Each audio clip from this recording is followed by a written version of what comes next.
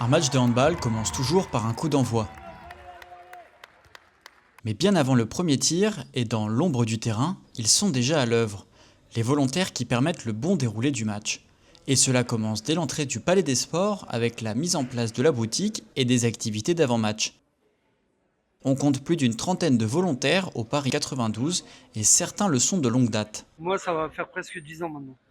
Moi, ce sont mes 20 ans. Avant les matchs, on est On habille surtout, le terrain. ouais, c'est ça, on habille le terrain. On habille le terrain, on essaie de faire en sorte de tout bien faire. Au niveau de la salle, en fait. Voilà, on a un certain. On est surtout au niveau aménagement salle.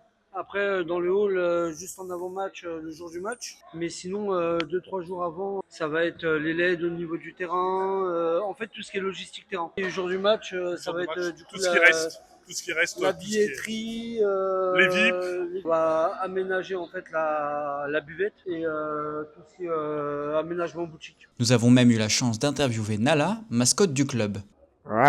Bon, nous ne tirerons pas plus d'informations d'elle.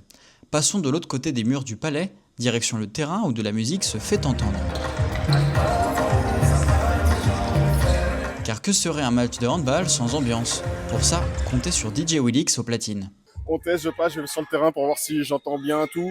En termes de volume, je réfléchis déjà à la maison à ce que j'allais passer. Et après, il faut que je cale avec l'organisation pour les animations qu'il y aura à la mi-temps, ce que Patrick a prévu de faire pour enjailler le public, tout ça. On se prépare toujours avant pour que tout le monde soit satisfait à la fin. Donc j'essaie de rapporter ma patte afro-caribéenne quand même, parce que je suis de Martinique.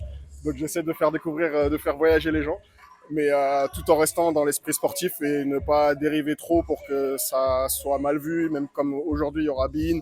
Ne pas mettre n'importe quoi à n'importe quel moment, c'est important. Il n'est pas le seul à la manœuvre, son travail est de pair avec Patrick, speaker dévoué pour le club. Dans tous les cas, en tant qu'on gagne ou qu'on perde, mon travail c'est de pousser les joueuses, c'est de pousser le public à continuer à encourager les Lions, peu importe l'issue du match. Et c'est vrai qu'après il y a des matchs tendus, il y a des matchs un peu serrés, mais lorsque le match il est serré, c'est plus facile pour moi d'haranguer le public.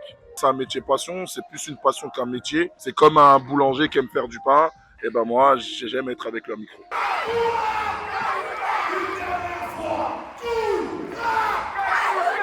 Victoire pour les Lions! Un travail qui demande une coordination avec toutes les équipes à gérer, réalisée par Laurine, responsable événementielle depuis un an. Mon rôle, c'est de coordonner toute la mise en place d'un match à domicile. Donc ça passe par briefer les équipes du Paris 92, mais également briefer les volontaires en jour de match, mais également en amont. Donc l'idée, c'est de faire vivre ce Palais des Sports et de le mettre aux couleurs du club pour que les joueuses arrivent et soient dans les meilleures conditions possibles. Donc ça va passer aussi par tout ce qui est animation d'avant-match, après-match, donc qui vont se passer sur le terrain. Donc c'est faire venir des danseurs. Aussi le show du protocole, donc ça passe par l'éclairage, l'accueil des jeunes qui font aussi l'entrée avec les joueuses. Donc tout ça, ça fait partie du show et ça permet aux spectateurs de profiter de leur moment et de venir au-delà de voir un match de handball, vraiment vivre une véritable expérience ici au Palais des Sports. Aujourd'hui, un club de handball professionnel ne vit pas sans des volontaires qui s'impliquent toute l'année et qui sont aux côtés des joueuses, aux côtés du staff du Paris 92, que ce soit sportif ou administratif, et c'est très important pour nous de pouvoir compter sur eux. Et encore une fois, je les remercie. Sans eux, je ne pourrais pas justement mettre toutes les animations et toutes les idées que j'ai dans ma tête en place. Donc ils sont d'une aide essentielle et je trouve qu'on les remercie jamais assez. Donc un grand merci à eux pour toute leur aide toute l'année. Ils ne marquent pas de but, leur nom n'apparaît pas sur les feuilles de match. Pourtant, sans eux, aucune rencontre n'aurait lieu.